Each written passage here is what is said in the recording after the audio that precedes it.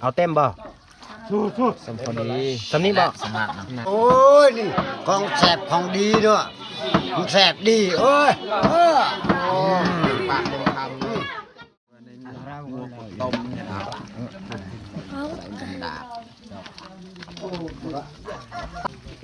เป็นแบบว่าใน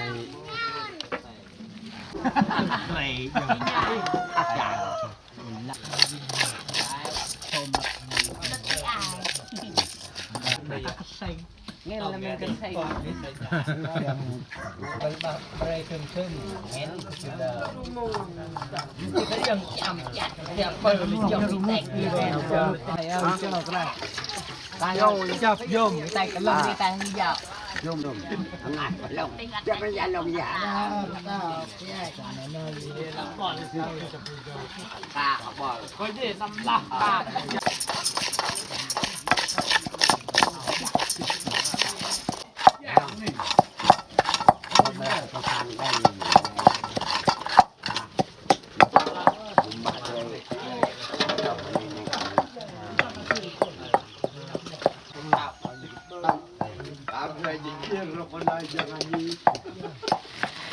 มือข้าเอาข้า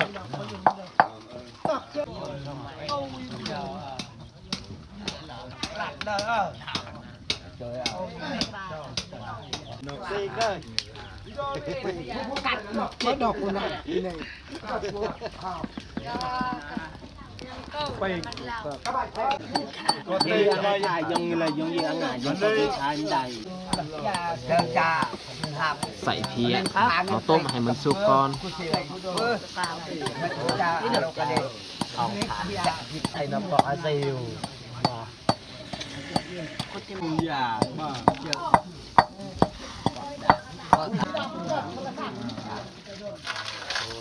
ตุ๊บเจ็ดปีปิงเอ็นนั่นตุ๊บวันละ4 บาทจักเอ็นจักรยานเคินเนาะคมแห้งเอ็นคมแห้งเอ็นพวกนู้นสั่งนู้นเลยได้ขยันไปดูคมแห้งสูงสุดกากะเวลาเวลาเฮมาดอกคือเจ้าอันลังเฮมาดอกติลิงสิเยอะเยอะบนมาเยอะนี่อย่าเราเต็ม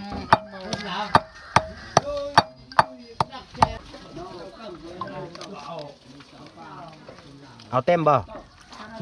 สมพอดีสำนี้บ่สมัครนั่น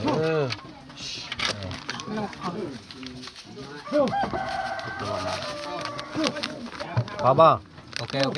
ผงชูรสเกลือลงไป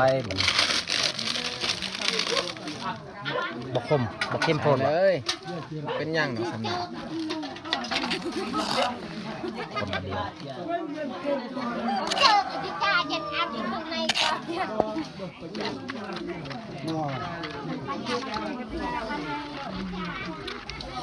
บิ่งเอานี่ลงเลยบาทเดียวเนาะ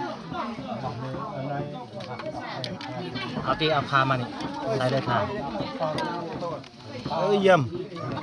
บ้านจะใส่นี่ใส่ปะกันมา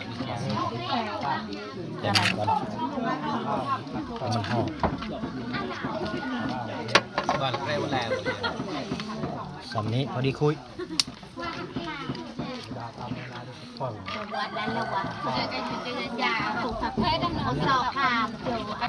ใส่เลยมานี่ก็เป็นใส่มาไม่เลยเดี๋ยวต้องย่อใส่เลยอันนั้นบ้านตังบ้าน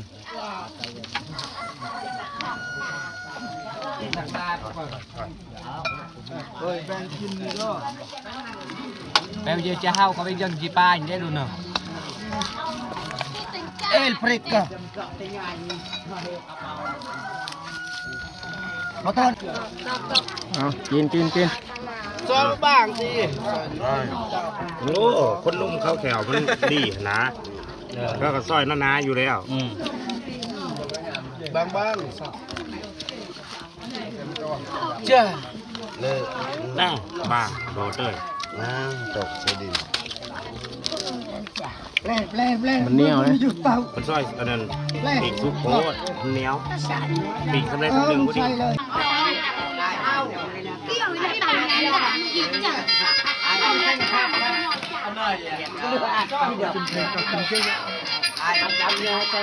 Kheo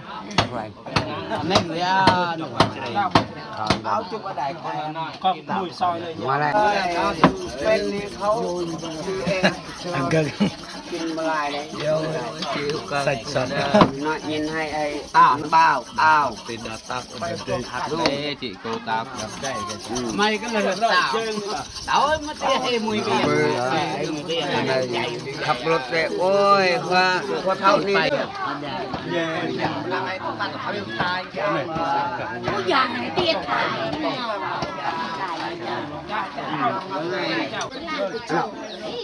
Dạ cái giờ nó dùm chặt sa chục có về lại cái sa chục về cũng về em vừa nghĩ nào nè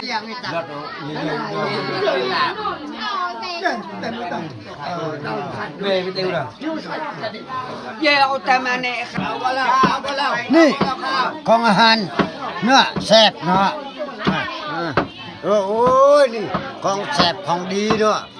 ของแซ่บดีโอ้ยปากเป็นคำครับดีเนาะครับหลายเนาะครับหลายเนื้อแซ่บดีเนาะโอ้ยใส่จุนุ่มเนาะนุ่มดีนุ่มดีมันกินมันแซ่บใส่เลยนักเลยสบายใจนี่สอกแล้วเอ้าเรากินนะมักความชอบแต่ละคนบ่คือกันเนาะ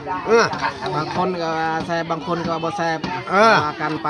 เอาอีกอาจจะคำหนึ่งเอาอีกคำเอาใส่อันแกข้าวหันโบเย็นมากเอาแล้วนี่แกข้าวจอกหนึ่งแล้วโอ้ยจัดได้ตัวมีกระบังงานนั่นเอาเรามาแล้วไรเลยน้ำไปข้าวต้นเลยไรเลยเด้อไรกว่าตัวพี่น้องเลยของอร่อยอะไร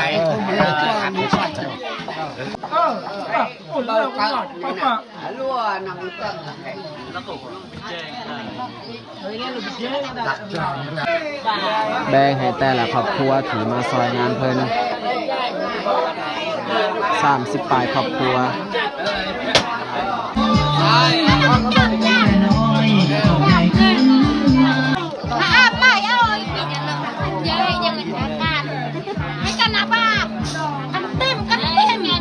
เขาแบ่งเพี้ยที่กระเจ้าเห็นบางทีปล่อยเพี้ยแต่ละครอบครัวกินกันตอนนี้แต่ละครอบครัวกำลังเอาเลยมักตัวใดเลือกเอาตัวนั้นเลย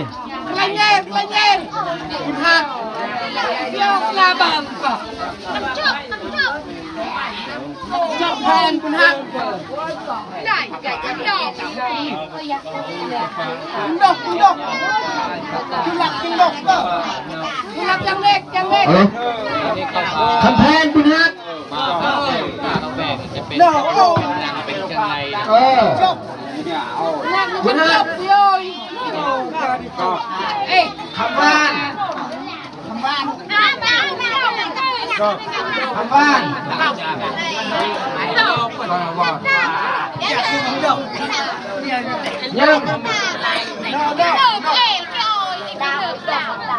นั่งเลย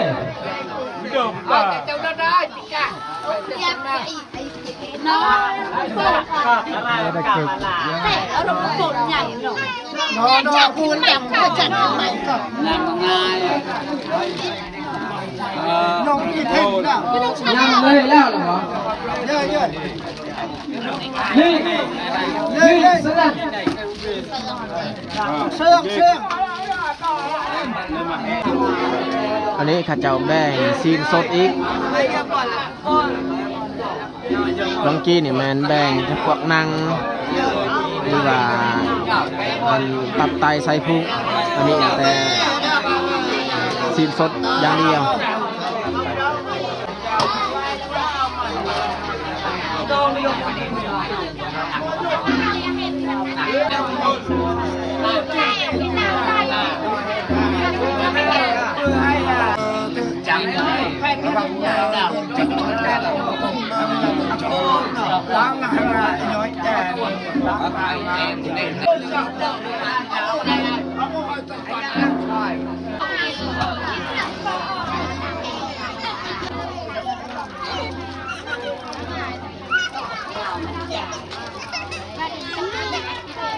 เพื่อให้ยืดตาโยกน้องให้จมมันนี่ลำนี่ไม่แค่ดีมันดีเพื่อลำเงยยืดเอายันตามจานสอนบ้านเฮาเป็นห้องเพลงเป็นภาษาเพิ่นเองนาเฮคำไปหลังกระตาแหลกระลา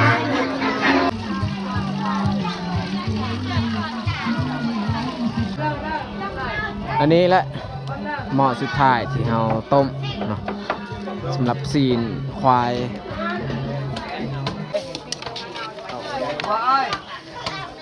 อายาให้มือละบักกะ ตัก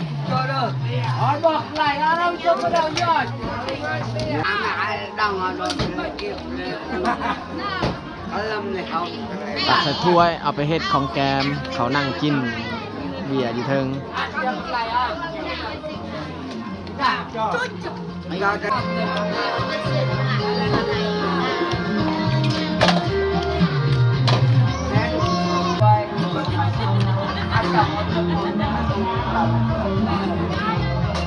ใจสะดวกแต่ง